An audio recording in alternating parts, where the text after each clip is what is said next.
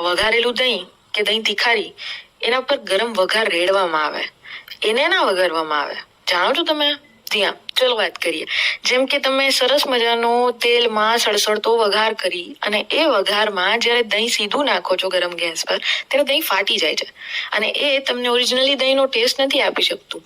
મસાલો વ્યવસ્થિત રીતે રેડી થઈ જાય, પાકી જાય એકદમ, એટલે રૂમ ટેમ્પરેચર વાળા દહીં અથવા ફ્રીજના દહીંમાં સીધો આ વઘાર આ રીતે રેડવાનો અને પછી એને મિક્સ કરીને સર્વ કરવાનો. જી હા, ઓરિજિનલી દહીં તિખારી આ રીતે ખાવાની મજા આવે છે. અમે આ જ રીતે પીરસીએ છીએ, ગરમ નથી પીરસતા. જણાવજો મને તમારો ટેસ્ટ.